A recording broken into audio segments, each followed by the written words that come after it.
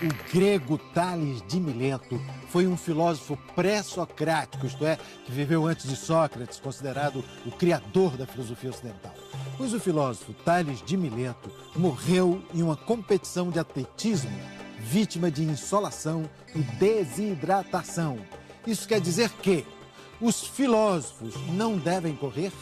Atletismo e filosofia juntos dão insolação e desidratação?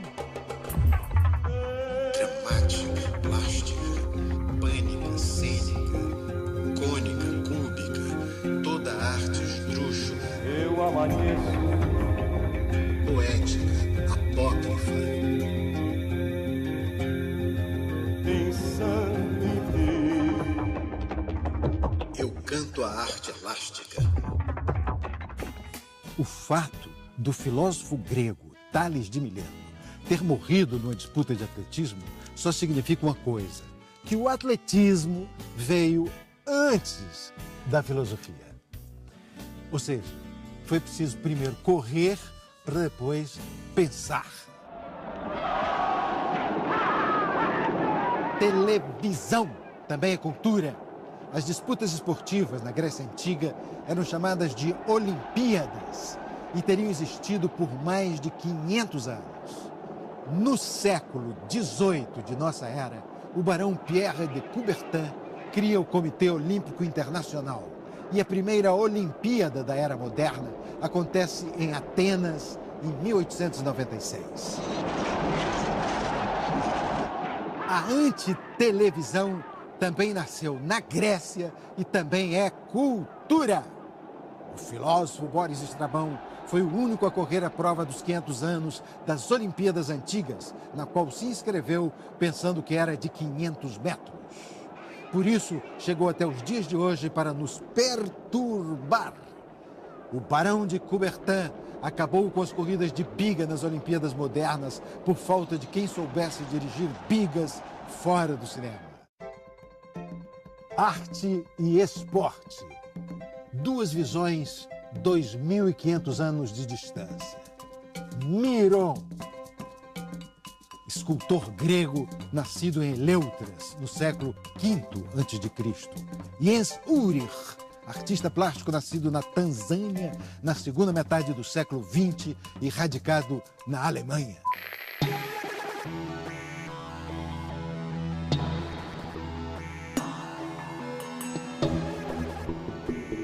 Arte e esporte. E será o Rio de Janeiro a cidade grega da vez. Novamente os atletas vão tentar se superar. Novamente os artistas vão celebrar essa festa. A artista brasileira Carla Camurati vai coordenar a programação artística das Olimpíadas de 2016 no Rio de Janeiro. Atriz, diretora de cinema, de ópera, de teatro, Carla Camurati foi também diretora do Teatro Municipal do Rio de Janeiro. Carla Camurati chamará Miron, Eurípides, Ésquilo, Homero para ajudá-la. Quer dizer, então, que nós estamos nas Olimpíadas. Carla. Exatamente. Nesse momento é que estamos nas Olimpíadas. Vou até pegar o meu barco aqui para começar a remar. Para começar a remar. Não, você só vai remar quando começarem os Jogos, que é quando terminam as Olimpíadas. Na realidade, existe um grande erro de comunicação, incrível isso, né? Que a gente, assim, a Olimpíadas é um intervalo entre jogos.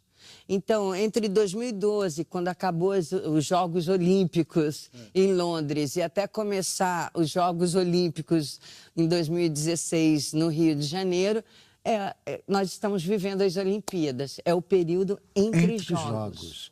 Então, Olimpíadas não estão chegando, estão terminando. Exatamente, as Olimpíadas estão terminando. Vão terminar em agosto de 2016, na hora que começarem os Jogos. Nós estamos no último ano das Olimpíadas. Das Olimpíadas, que normalmente é quando acontecem as Olimpíadas culturais.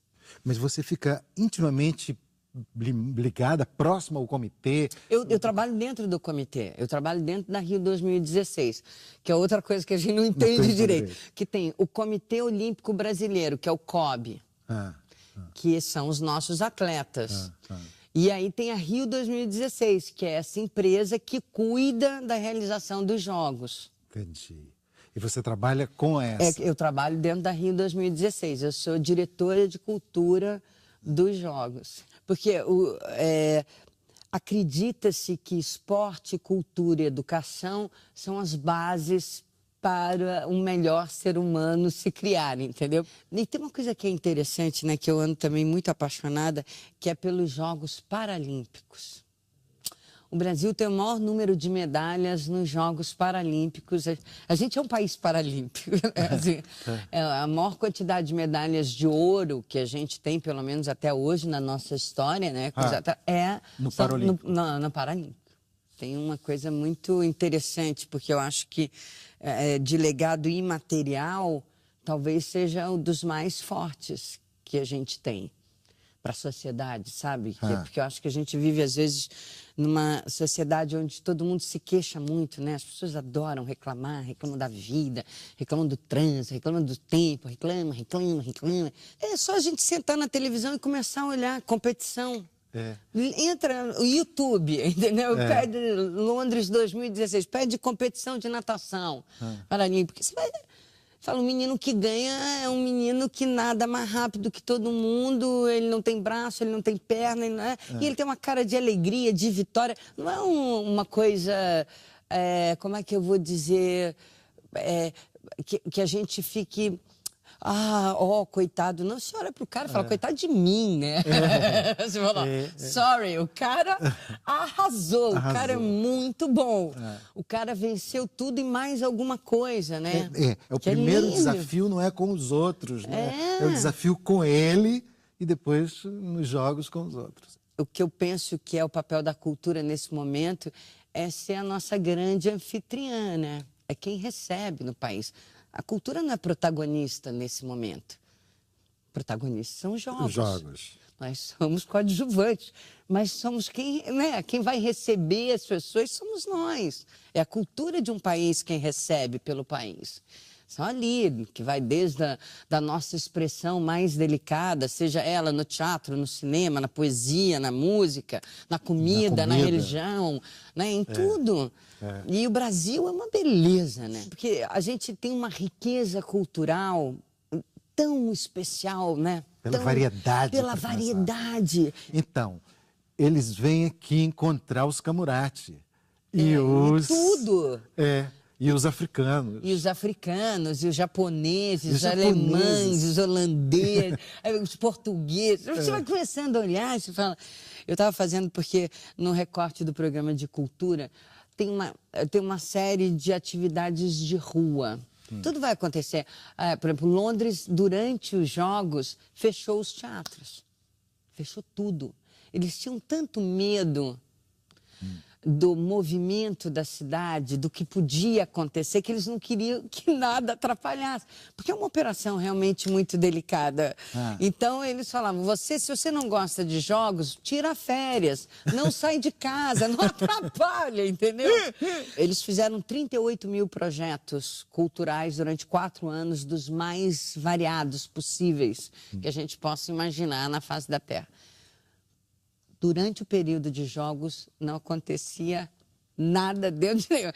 Eles entraram num... Fecharam os teatros. Eles achavam que eles não podiam criar nenhum tipo de movimento que pudesse perturbar, principalmente a cidade. Não era uma questão disso, é qualquer coisa que perturbasse o movimento das pessoas dentro da cidade. E é delicado mesmo, porque é muita gente e você tem uma... Depois eu tenho ido lá porque tem alguns seminários. No princípio do ano, em janeiro, eu estive lá no King's College, exatamente num seminário enorme, onde a gente apresentou o nosso programa de cultura e ouvi um pouco deles, qual era a experiência deles com relação aos jogos e porque eles chegaram a uma reflexão que eles não precisavam ter feito o que eles fizeram. Que eles fizeram aquilo de prevenção. E aqui? Vai haver uma proposta de dar uma parada geral? Não. Aqui a gente... no nosso, acho que aqui funciona tudo. Vão estar funcionando os teatros, vão estar... O que aconteceu é que a gente aproveitou esse momento dos Jogos Olímpicos, quer dizer, o prefeito, o Eduardo, aproveitou isso para criar uma outra capilaridade dentro da cidade, né? As próprias venues onde acontecem os Jogos são em áreas muito diferentes, em áreas até onde a gente não tem teatro, muitas delas não tem cinema, não tem... Então, nesse sentido, a gente não corre risco de atrapalhar diretamente. Agora, é muito delicado.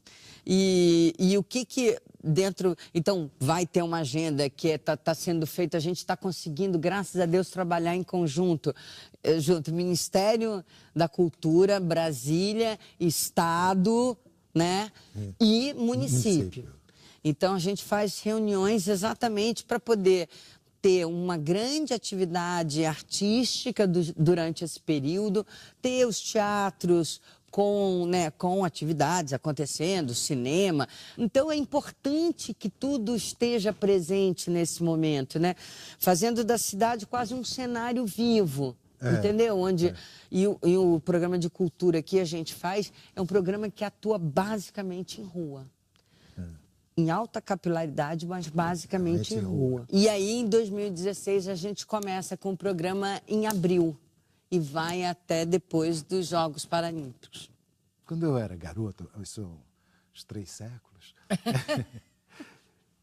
tinha um corredor que era o grande recordista. Acredito que o recorde dele já foi batido. E depois conheci um romance sobre ele. E, por exemplo, esse tipo de literatura, acho até que já foi traduzido. Esse livro chama Correr. E, aliás, eu soube que o Drauzio lançou um livro chamado Correr, agora, o Drauzio Varela. Mas esse é um livro de um escritor francês, Jean Genos, que é sobre o Émile Zatopek. Esse cara, para mim, era sinônimo de velocidade. Hoje tem um cara que é sinônimo, né? Esse Bolt. O Bolt. Né? No meu tempo era o Zatopek. Zatopek era uma coisa rápida. Na realidade, a gente vai fazer alguns flash mobs de literatura, onde a gente faz pirâmides de livros, verdadeiros arquiteturas com livros, onde as pessoas depois podem ir lá e catarem todos os livros que elas quiserem. Vai ter muita gente de fora também. Por exemplo, a gente recebe muito no comitê, a China quer trazer uma exposição para cá, né? A Holanda quer saber o que a gente acha bom que eles tragam. É um momento de comemoração cultural também. Onde a gente consegue fazer essa mistura entre nações, entre mostrar a nossa cultura, porque eu acho que esse é um momento muito importante para o Brasil, mostrar a sua cultura, sabe? Na sua amplitude. A gente tem tantas preciosidades que a gente não mostra, e você sabe que eu botei como legado, o objetivo para nós na Rio 2016, construir linhas do tempo da cultura brasileira, né? Timeline, porque não tem. Eu quero hoje saber do teatro, não tem. Você não tem uma linha do tempo do teatro no Brasil. Você não tem uma linha do tempo da literatura, você não tem nem uma linha do tempo da história, que dirá do resto, entendeu? Enquanto os ingleses fazem linha do tempo, né, do colchete, do sapato, né? De que forma, objetivamente, pode ser feito? Isso é uma plataforma onde a gente vai construir. Então, a Funarte tem muita coisa no caso de teatro e de música. Esse conhecimento, ele está solto, ele tem um pouquinho ali, ele tem um outro pouquinho, mas esse conhecimento nunca foi consolidado numa plataforma. E o que eu quero fazer é consolidar esse conhecimento numa plataforma bilíngue, porque eu acho que isso ajuda ao Brasil em todos os sentidos. Você começa a conversar com o inglês, em 5 minutos ele está lá em Shakespeare, né? 5 minutos. Ele não se acha velho, ele senta ali e ele começa a partir dali, ele vai naquela base bem sólida, da qual ele se orgulha, da qual ele conhece, né? Eu até tenho uma história engraçada com o Tales, a primeira vez que eu fui na Inglaterra. Tales de Mileto? Não, o Tales foi Chacon. Eu coitados, viemos da Querido Thales. Espanha e estávamos na Inglaterra e tínhamos comprado um queijo maravilhoso, aquele queijo manchego. E aí Na a gente Espanha, na Espanha. Aí chegamos na Inglaterra de noite, morrendo de fome, estávamos no quarto e ligamos a televisão. Tinha um programa de auditório que as pessoas recitavam, faziam cenas de Shakespeare. Então, Otelo, 30 levantados. E o Estado diz assim, meu Deus, eles sabem as cenas decoradas. O público, sabe, não é? E aí eu falei, tá, me passa o canivete, vamos comer um pedacinho de queijo. Gente, enfiei o canivete aqui, a gente acabou desse jeito, fui eu parar num hospital em Londres, em 2 minutos, porque eu enfiei o canivete o Thales disse, o que eu faço, o que eu faço? Eu falo, corre, veste a roupa, eu vou descendo. Mas é isso, Shakespeare... Você resolveu fazer um dos personagens trágicos. Não. Foi totalmente ficar impressionada na frente da televisão. Eu nunca... Entendeu? Porque pra gente é tão sublime essa relação que você jamais imagina que você vai ter um programa de auditório que as pessoas saibam cenas... Exatamente, de Shakespeare. De Shakespeare, inteiras, que sobem ali e fazem uma... A gente ficou realmente estarrecido com isso. Então, e é essa relação que faz a diferença um pouco, é você ter o conhecimento consolidado para que todos se apropriem dele. E, a princípio, uma história curta, né? Você está falando de quê? 300 anos? A gente conseguiu uma parceria maravilhosa com a Funarte. A Funarte tem um acervo muito bom. Muito bom, tem. E bem catalogado, tudo bem feito, então... Eu acho que a gente vai conseguir fazer. A hora que a gente fizer isso, a gente tem um salto de qualidade de uma maneira geral na cultura, em todas as áreas. Na hora que você disponibilizar isso em meio digital, a gente está no olho do furacão, né, Nerval? A gente está no meio... É que nem teve a revolução, né, industrial, né? A gente está no meio da tecnologia, né? De uma nova revolução que é a tecnologia. Entrando de uma maneira radical na nossa vida, mudando tudo. É muito importante que essa plataforma seja feita nesse momento, porque se a gente não constrói essa linha agora, a gente pode perder coisas muito interessantes. Temos que interromper o programa. Os marcianos invadem a Terra. Orson Welles mandou os marcianos embora. Volta o programa. Eu acho que a gente não vê, né, outros jogos. Assim, pessoal que está hoje aqui agora, né? Acho que não volta pra gente isso. Que tá vai passando. Passar no Rio de Janeiro, na Lapa, porque a gente está na Lapa. Aqui na Lapa. É verdade, vai estar aqui. E a gente tem que saber aproveitar essas coisas, né? E os holandeses, como você disse aí, eles querem trazer mais do que a delegação esportiva, não é isso? Eu acho que Todos os países. Eu digo que os holandeses, como Todos exemplo, os países. querem trazer a sua delegação esportiva e uma representação cultural do seu país. Da sua cultura, exatamente. E aí, quando eu falo, não, porque a gente está fazendo... Porque dentro do programa, como é cultura de rua, a cultura está na rua para receber durante os Jogos Olímpicos, a gente tem das coisas mais variadas. Sei lá, festival de dança no sinal. Então, o levantamento dos sinais mais longos da cidade, e a cada 2 minutos e meio você tem uma companhia de dança, um padedê ou uma... 2 minutos e meio, ok, fechou o sinal, passam os carros, a outra companhia tem 2 minutos e meio para se preparar, fechou o sinal de novo, entra... Vai ter isso mesmo? Vai. E aí isso anda pela cidade. Então aí tem também... música pela esquina, então a cada esquina você vai ter um momento de música, então você vai estar andando pelo meio da rua e você vai ser surpreendido, independente do que vai estar acontecendo dentro dos teatros, dentro dos museus, cada um com a sua programação, cada um com a sua exposição. Na realidade, o que a gente quer fazer é ampliar a capilaridade da cultura durante os jogos pela cidade.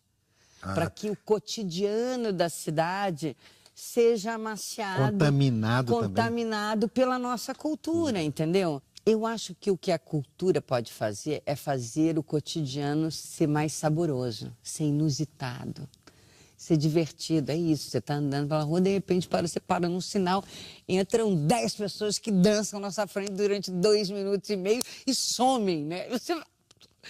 Você tá ali, tem uma pessoa pendurada, sei lá, num guindaste tocando um piano, sabe? Assim, isso? Na realidade, são sempre coisas inusitadas, para criar momentos inesquecíveis, porque eu acho que a cultura tem essa propriedade. Né? Tem cenas que eu vi na minha vida, numa peça de teatro, num show, né? Que são inesquecíveis. Eu vou morrer com aquilo, né? Na minha cabeça. Nunca mais eu vou esquecer. Você fala assim, eu vou voltar ali naquele sinal da Rio Branco, não sei o quê, para ver. Não vai estar ali, não vai encontrar, entendeu? Aquilo, quem viu, viu, quem não viu. Quem não viu, não viu. Vai ver outra coisa. Vai ver outra coisa, vai ver em outro lugar. É comida de rua, então tem um grande mapa. A gente começou a fazer agora um mapa do Rio de Janeiro, onde você tem as coisas mais especiais. Desde dos bailes charmes que a gente tem, as melhores comidas de rua, onde você acha o melhor salgadinho de rua, que é aqui na Rua do Lavradio, que custa R$1 e que é o melhor salgadinho que eu já comi na minha vida. Eu falava, cara, eu não acredito isso. Que ótimo, o melhor pastel. Exatamente, o caldo da nega, que tem ali no Rio Comprido, entendeu? Vai comer o acarajé na Ilha do Governador. Quer dizer, fazendo esse mapa cultural das coisas especiais do Rio de Janeiro. Eu não sabia que a gente tinha uma festa do jeito que a gente tem ali na Tijuca. É maravilhosa, chique, feita pelas pessoas. O poder público não está ali, são as pessoas que fazem. E é interessante porque o poder público pode entrar ali só para ajeitar minimamente, que é fechar a rua, fazer com que a limpeza da rua seja feita de uma outra maneira, porque o conteúdo da festa, tanto religioso como das barraquinhas de comida, né? Você ficou um tacacá ali, um açaí. Eu saí de lá e parecia uma louca. A Ellen, que trabalha comigo, que faz a coordenação das coisas, assim, você não vai parar de comprar, porque eu comprava de tudo, farinha d'água, me deu um desespero, parecia que eu ia pra tudo, cupuaçu, delicioso, tudo uma delícia. E aí isso está sendo muito interessante, porque eu mesma estou descobrindo coisas que eu não conhecia da cidade onde eu Agora, ampliando vivo, né? isso, pode dar a conhecer o Rio ao Rio, não é? Porque pode dar a conhecer a Tijuca, ao Meyer, o Mas Caxambi, esse é o primeiro movimento Ipanema. da gente, o Brasil para o Brasil. Então, esse ano, a gente tem alguns eventos que são ligados a isso. Então, tem o Flash Mob de literatura, onde é isso. A gente tem já doações da Funarte, a imprensa oficial. E só tem título legal, né, Aderbal? Para as pessoas irem lá e pegar. Fica lá e você pega. Você pega, na realidade a gente ilumina, você faz uma coisa quase como se fosse artes plásticas. Então a gente pega uma grande escadaria, onde você põe os livros nas escadarias, abertos, fechados, em pilhas, em não pilhas, iluminados. Faz aquela escultura viva. E aí tem uma música, e tem umas pessoas lendo, e quando acaba esse momento, alôzinho, cada um pega o que quiser, entendeu? Porque isso é para estimular as pessoas, para o Brasil, de alguma maneira, conhecer melhor o Brasil, né? Quer dizer, comecei a fazer esse mapa grande do que acontece não sei aonde, que festa tem não sei aonde, o que acontece. E aí comecei, um belo dia eu começo a olhar e falo assim, caramba, olha quanto nome de rua dos outros países, Avenida Chile, Praça Paris, não sei o que. Quando eu comecei a ver, a gente tem 75% das nações que vão participar dos Jogos Olímpicos estão nomeadas no Rio de Janeiro, ou em ruas, ou em praças, nos lugares mais variados que você possa imaginar. Que vai do lugar mais chique à comunidade mais, sabe, pequenininha, que você possa imaginar. E vocês pretendem fazer alguma coisa nessas ruas? Vamos fazer, mas não posso contar ainda.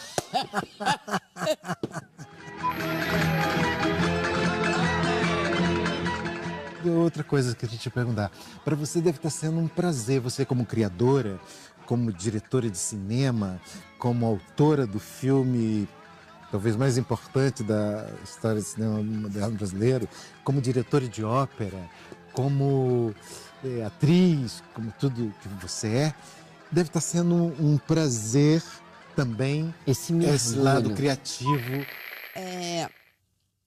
Eu tenho sentido muito prazer, não só na criação, mas na descoberta dessas coisas especiais que existem. Às vezes eu tenho a sensação que a gente está saindo de um momento onde tudo é personalizado para uma coisa que não é personalizada, que é coletiva.